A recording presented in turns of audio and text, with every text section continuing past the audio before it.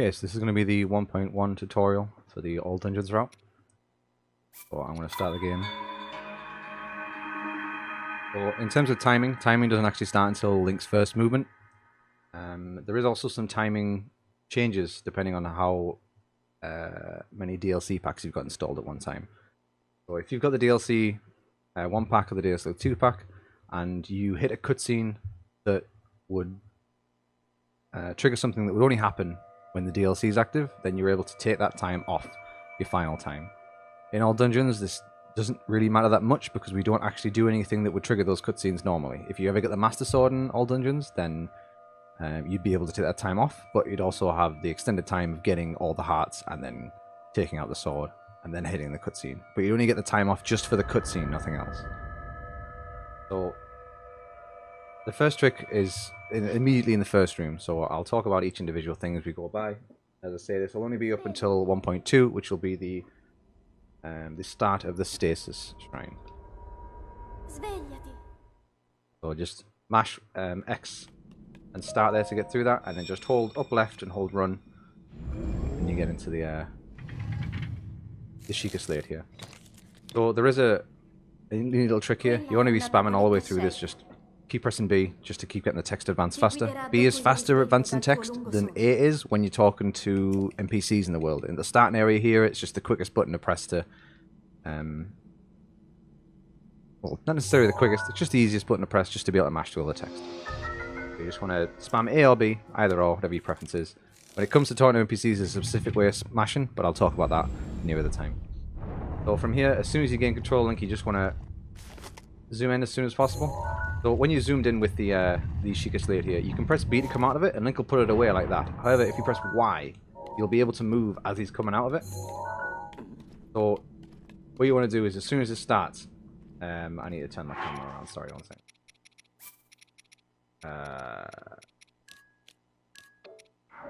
There we go. So if you press Y when you're coming out of it, it'll get out a lot quicker than if you were to press B, because you'd have to put it away and you'd have a cutscene of showing Link putting it back on his belt. Of course, that doesn't happen more than once, but you do get stuck for a little bit if you press B the first time you zoom in coming out of it. So press Y to come out of there, and the next thing we're going to do is the Shrine of Resurrection clip. So normally you'd go down through there, you'd enter the cutscene, but what we want to do is we don't want to hit that cutscene, because what that cutscene does is it starts a trigger to go to say that you're going towards the tower, and then Zelda will pop in and say, oh, you need to go towards the tower. You go there, and then the tower activates normally. We don't want to activate the tower normally, because if we activate it normally, then time in the game starts to advance. So this is a very, very important trick for this. This is not one that you can skip, just because of the nature of it. It affects the entire run, because it locks the time at 5:15, which negates weather conditions, wind in some areas, not as much others because it's still random in some places. Time of day, so enemies don't spawn at certain times and things like that. So it's very, very important to get this. So I'm going to put a link just below in the description with a full video guide on this trick exactly. I'll give a little like kind of short description of how like I do it though. So what you do is you want to run in this corner just like this. I'm not like hold and run, sorry, I'm just like kind of running in the corner, just holding the direction on the analog stick. And if you can see how the camera's like lifting up and down there every so often, so what you want to do is you want to put it, like move Link and move the camera to a position where you're getting a solid bob like this. So the best way to do it is to get a double bob like this. And then all you want to do is when you get the double bob, you just want to keep pressing, zoom in. And sometimes it'll be a little bit finicky. As I say, the full video in the description below will have a lot more information about this. But the main premise is you want to get a solid bob and then keep zooming in. And what you'll do is you'll do a zoom clip. What this will do is just put you straight outside of the boundaries of the Shrine of Resurrection. And you can have a wander around out here, have a little nosy around, just adventure. But be aware that you need to have full heart going up to the next bit, just because the heart route is quite tight with this. But as soon as you get out, the main thing you want to do is you want to run up here, but you want to whistle sprint. So basically what whistle sprinting is that when you run, if you hold whistle and then press B, you'll see how Link kind of speeds up a little bit. So you're able to run at full speed while regaining stamina. So this is just done by holding down on the D-pad and then pressing B a bunch. Depending on what controller you're using, depends on how hard this trick will be for you. It can be quite difficult with a lot of different controllers, like this, the Wii U gamepad. I find it was a bit easier to do than the Wii U Pro Controller. But however, I feel that the comfiest way to do it is with the Switch Pro Controller. However, people would disagree with that. Some people will say it's a lot easier to do it with the Joy-Cons on the Switch, because you can use your left hand to control the analog stick and use your ring finger or little finger to press the down arrow with the others, because they're interchangeable. If they're just kind of loose, you can use some fingers on your other hand to be able to press it, and then just spam B with your thumb, so you're able to do it that way as well. Or just use the side of your hand, whichever is comfortable for you, really. It's something that you just need to... It is vital towards the game to be able to do this. This is used throughout the run. It's the main form of movement, and if you don't do this, this is how fast it'll go. So, like, you run out of stamina and you have to walk for a bit, and then you can run again.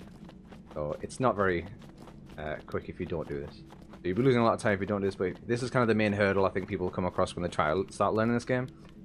Is the first thing that kind of could turn someone away. But as long as you get a good setup for it and you get a comfortable setup for it, you can use a claw grip with the Switch Pro Controller, which is how I always play. I use my index finger on my left hand on the analog stick, my thumb to press the down on the D-pad, and then I use my index finger to press the B button on my right hand, and my thumb on my right hand to move the camera around while I'm whistle sprinting or running.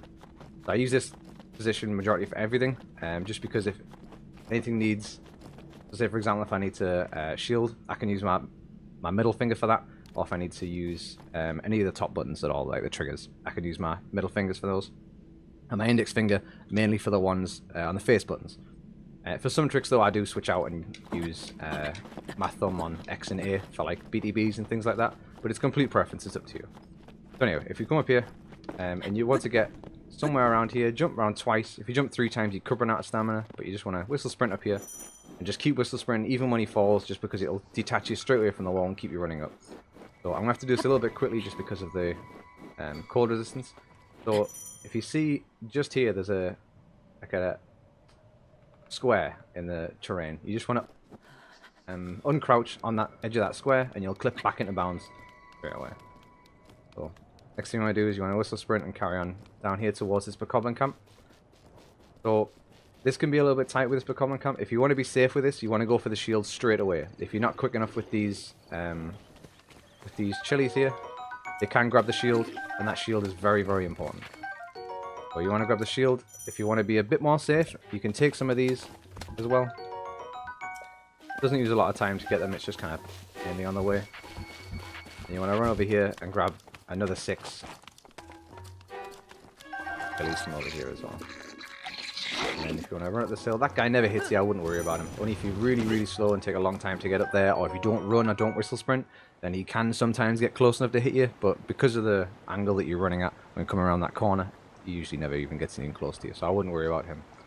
So from here, you want to grab this axe that's inside of this tree here, and as soon as you come out of this, you'll get a cutscene, but you want to kind of aim the camera somewhere towards the side of that rock there. So there's like the 2 trees, and above Link's head is the side of the rock. You want to be going up there, and you want to do a shield jump over every small hill and come off your shield straight away. So shield jump's done by holding ZL and then pressing X and then A, and then you just want to spam B as soon as you're in the animation for that.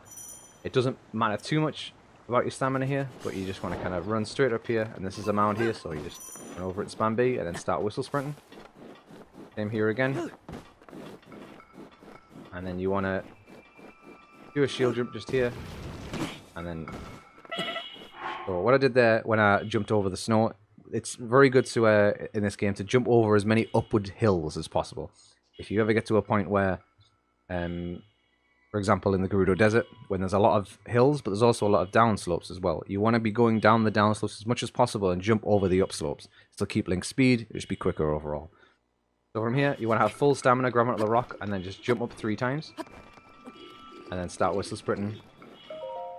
If you run there, you'll just run out of stamina straight away. You want to grab this chest of 5 arrows. And now, this Bokoblin's got a bow here. We're not going to get that. We're going to just go straight over to the Stasis Shrine. And what this will do is it makes it so the bow that we get instead of this, the replacement that we're getting, will last a lot longer and have less and because it's lasting longer, we'll be able to use it in the late game as well, because we'll be getting 2 of these. We'll be dropping early in Magnesis, unless 1.2 or 1.3 section, 1.4, 1.5 rather, would have changed by that point. That's kind of the reason why we do this in 1.1. So this will be updated if that changes dramatically, where we have to get the bow again. But right now, we don't get this bow. We go get the bow from the Stasis Shrine underneath the rock after we've done the shrine. And then we also get one in the forest as well, and 2 stamina shrooms. But I'll talk about them when I get closer to the time. So from here, what you want to do is you want to do something called, well, it's not really, I don't even think it's even got a name, not that I'm aware of anyway. But what you want to do is you want to do a shield jump without locking onto an enemy. So I guess it's just called fucking enemy lock skip, I don't know. What you do is you just hold out your shield to throw it, and then do the normal shield jump inputs from there. And then you just want to surf down here, and then come up to this crevice just here, and then climb up here. So because I took quite a while coming up to this section, I've lost quite a bit of health coming up here. So I'll just refill to what I'd normally be at this point. And when you get to here, you can just come off the wall by pressing B and start whistle sprinting. If you get hurt from the cold resist, or like your heart towards your half a heart, if that makes sense. Like when you're left with half a heart, basically, after you're climbing up there, as long as you've detached from the wall and then went down to half a heart, you're going to make it. Don't worry about it. You don't need to eat. If it happens just as you're detaching or slightly before it, eat just to be safe. But if you've detached and you've started running, you're not going to get hurt. You can make it outside of the cold resistance area. So as I say, you want to be not on pro mode for the HUD. You want to see what the temperature is at all times here. So this is stasis, and because we've skipped out the start, the front thing is just completely inactive. So we're gonna have to clip in from the side. So a shield clipping. What you do is you get a skew off the side of this, and then you line up in a very specific angle. You do a shield jump, de-equip your shield before you hit anything. If you hit something, you've lost your skew. So what you want to do here is there's this kind of so inside of the reticle here, you can see how it kind of splits off into 2. So you want to hit somewhere around kind of this section. It's quite large, the section you hit, so that will be fine there. And what you do is you see how there's like an angled bit going down here. So if you look at the left part of the reticle of this here, there's kind of like a kind of hard to do it with that. The top bit of the reticle. So you see how there's a area that goes on a slight downward angle there. So you want to be underneath that with Link's head. So you come around there, and then if you look on the map, you see how Link's kind of vision, kind of like the edges of his vision. So you see where the plus is there. What you want it to be is you want it to be in between the plus and the target area there. So a way that I personally do it is after getting a skew point at that location, I point my field of vision barrier towards the edges of the plus that's on the map, right next to where the target area is. So I put everything away. Hold my shield out. I don't touch the camera, because if I touch the camera, it's not going to... I don't want to move Link at all. I touch the camera, I don't want to lose this angle, so I just want to put it away and hold shield ZL from there, sorry. And then jump forward. So you just by pushing forward and doing a shield jump, which is just X and A. If you press them around about the same time, it'll work.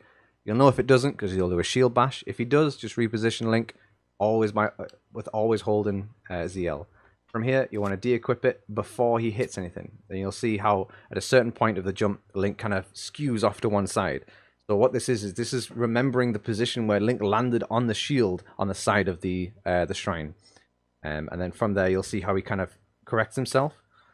And normally, after he corrects himself, he'll clip in. But it's quite finicky in this. It's very, very precise. So I've just changed my angle slightly bit more to the left of where it was. And you see how when I've got that skew back and clip forward, Link's just gone into the shrine. So you don't have to buffer with this with the left D-pad. I'm just doing that just to make it easier for you to show. If you want to practice this, you can run over here, crouch under here, and then just uncrouch. And then you'll just be able to jump out of this and try it again. You already have your skew. And a good way to tell if you do have skew or not is just do a shield jump and de-equip, and you'll see Link jolt to one side. If you see that jolt, you've got skew. You can't do any stasis launches, but you're always able to clip into shrines if that angle will work with that shrine. Every angle is different for every shrine. Every kind of solid object, you have to get a skew facing the same kind of direction. So if you see how I'm going to go in from this direction, but Link's skew will be making it so he goes to the right. So imagine like a hitbox on Link from his shorts downwards. That's where his like his I think of the way to say it here. Like the area that he can touch the ground. So if that hitbox hits the ground, the game, or hits a wall or anything like that, the game knows, oh, okay, this is where the position of the character is. He can't go any further than that. And because of this skew happening, it gets halfway into the, or a little bit further into the solid object. So if you're more than halfway into the solid object, the game goes, oh, well, you're supposed to be on this side, so push him to that side. So when the skew kind of goes one way and comes back to the other, you've got to get his legs far enough into the shrine so that more than half of your hitbox is on the other side of it. And then you'll be able to just clip straight in. So as I say, it's good to mess around with good angles for this and see what works for you. Sometimes the plus will just work and you could kind of just wing it, go for certain angles, and you'll just get it. Like, sometimes it can just work really freely, but the majority of the time the reason why it doesn't work, or you don't get the bounce back, is because of the angle that you landed on. So you have to shield jump on this area here. As I say, somewhere around, like, inside of the reticle here that I'm aiming at. So anything around there should work fine. From my experience, that's usually where I do it, and it's usually where I get it almost, well, I say almost, I say that 80% of the time I get it there. Depending on kind of like the type of slope that you hit in this area depends on what kind of angle that you need to look at when you go here. So when I originally said to go for here, this might work. Yeah, so I looked at the exact same angle I did the first time, but because Link's positioning was slightly different, it didn't let me in. So as I say, it can work certain positions really well and others just not very well. So I'll look really far to the right here, and this will probably, wow, it'll still work. So I was the other side of the plus there on the map, where Link's left side boundary of his vision, and I'll go all the way to the edge of the target this time, and it still makes it in. So I mean, there's at least kind of that much leeway on it, so it's not really that tight. It's more if you get a skew that's violent enough to put Link's feet all the way inside. So from here, once you're happy with this, you just want to flip in, re-equip your shield once you're in here.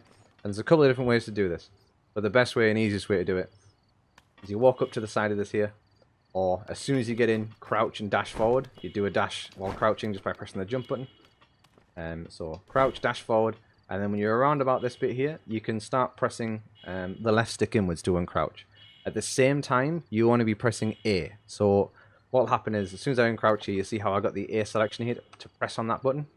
But unfortunately, because I didn't press it, I'm too far away from it now, and I can't run back to it. So I have to just re-crouch, move around to the side of it again, uncrouch, and then press A, and then Link will hit the trigger to get inside of it there. So you can skip this just by pressing X. You want to do that as much as possible. Anytime you get into a cutscene, just press X. It's usually X and start. If it's a pre-rendered cutscene, it's X and start. If it's just a normal cutscene, it's just X.